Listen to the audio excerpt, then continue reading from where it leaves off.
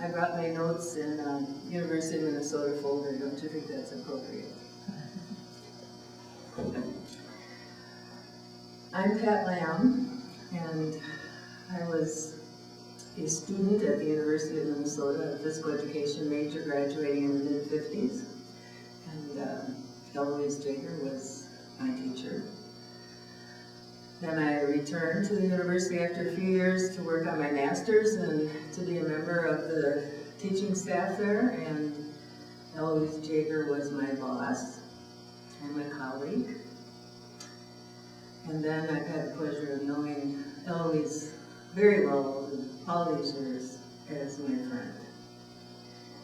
So we're here today to pay tribute to this wonderful lady who has touched our lives in so many ways and been so special to many of us.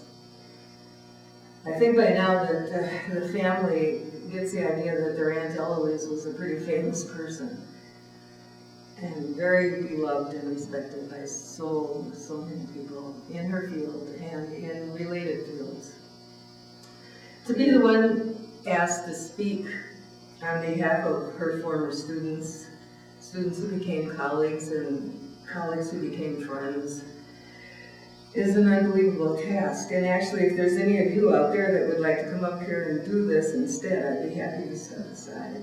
I know that many of you have special things you'd like to speak about, to tell us about, and you will be given an opportunity later at the reception to share some of your thoughts. So be thinking about what you would like to add to my remarks.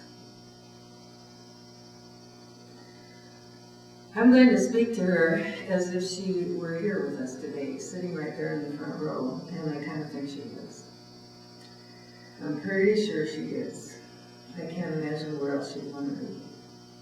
I'm not going to focus on her long list of accomplishments because you can find this information in many publications. Let's pretend I've written her a letter, which I'm going to have to read or else I may not be able to get through it today. So, here we go. Dear Dr. Jaeger. Yes, we called you Dr. Jaeger when we showed up as freshmen at the university saying that we wanted to be Phi-Ed teachers. That's what everybody called physical education back in those days. We were so bright-eyed and bushy-tailed and so naive about what it meant to enter the teaching profession. I don't think any of us could forget one of our first activity classes that was especially for majors. We had special classes for PE majors. I believe it was tennis, and there you were standing, so tall and so beautiful. An elegant person in your freshly laundered white shorts and your freshly ironed white blouse. How could we doubt your wisdom when you insisted that it was important for us as PE majors to always portray, you don't mind a little mistake here, to always portray the proper image, to always look our best, and above all, to always maintain our femininity.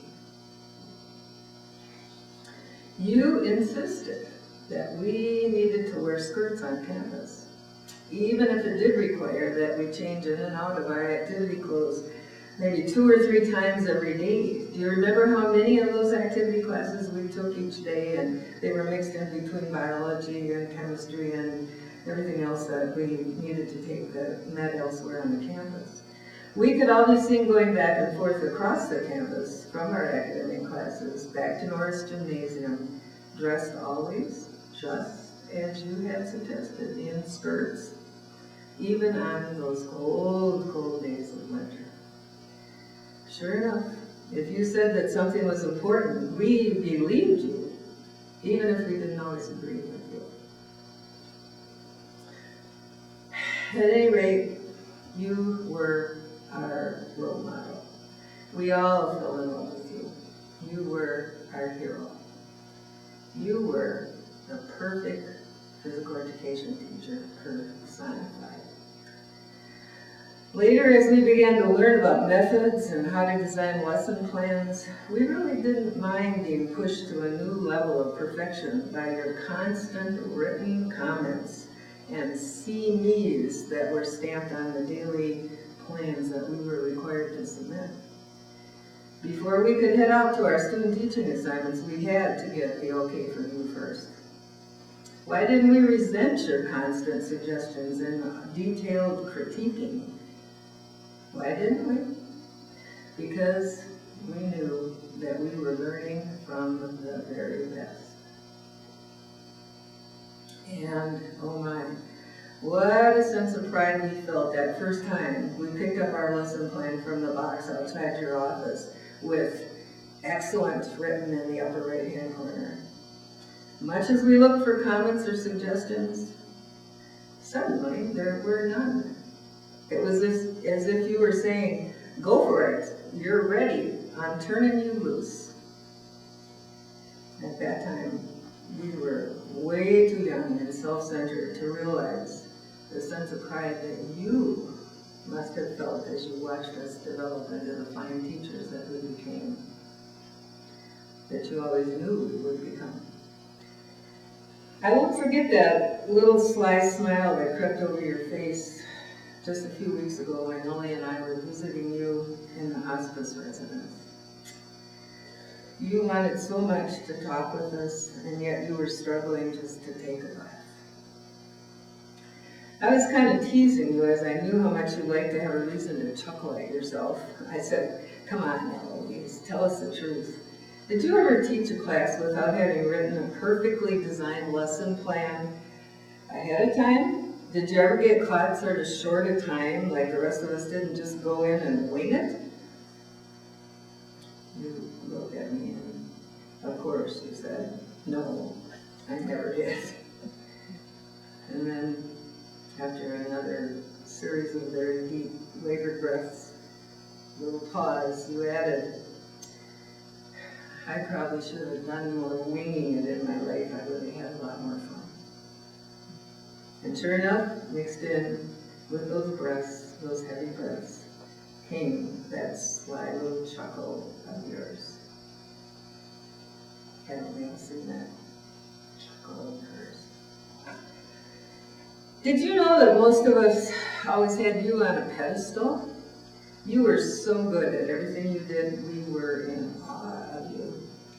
And then along came the day when each of us, during some special moment, had a chance to experience the more human side of you.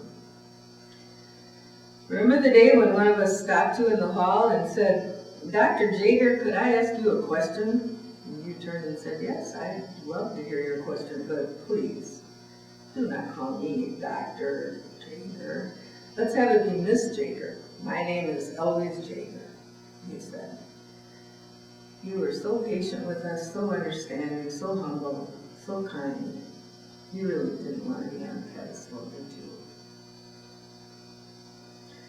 How about the day when one of your seniors came into your office all upset about her financial situation? She was putting herself through college and finding it very difficult with all the time being spent on student teaching and one thing or another, and she was working to pay for her tuition payments, and she was struggling, thinking that she needed to drop out of school for a time. Oh no, you said, you will not drop out. I'll lend you the money if nothing else. Did you ever realize how much that meant to this young woman who had no other adult in her life that would have made such an offer? You've continued to be aware of this person over the years. You'd probably agree that she did go on to be a pretty darn good PE teacher who significantly touched many lives. Once again, your kindness and consideration made a difference. Think back to last fall at the annual breakfast for members of the PE Alumni Association. That was the last time you were well enough to attend the breakfast. And though you were frail, thin, almost transparent looking, You, of course, were still your beautiful self, and we were all so happy to see you. You received a warm, heartfelt standing ovation from a room full of alums that day. You accepted our outpouring of respect and admiration as you always had in the past, with humility and deference. I remember that day especially, as it was the 50th reunion year for my class. Some of them had traveled from across the country to attend and hadn't seen one another or you for 50 years or so. None of us could get over the fact that you not only remembered everyone's name and could recall something special about each one of them, but you were full of hugs and genuine affection for each person.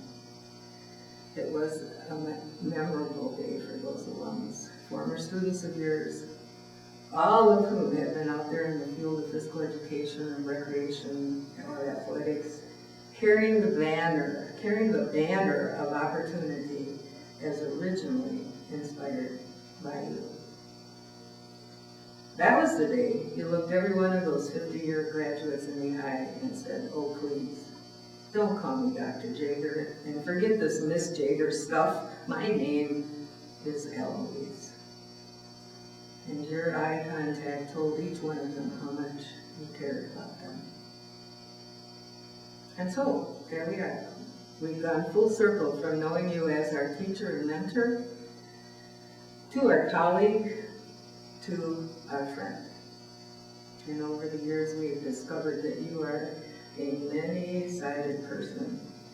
You not only loved your life, you loved your job. And over time, we've come to realize that you loved each one of us. Eloise, all your former students, your colleagues, your friends have one last thing to say to you. We delight in the image of you being in a better place. We know you had a good life, full of significant accomplishments. We agree that now you deserve to be at peace, free of pain, capable of drawing a deep breath and doing some meaningful work now for the Lord. And I'll bet you anything that the minute this service is over, you'll be out there playing golf on that famous course up there where Les Bolstead is the head pro and Patty Berg has been waiting all these years for you to join her foursome. So we're signing off, dearest Eloise, with love. And borrowing from a phrase you've used so often with us, we hope to see you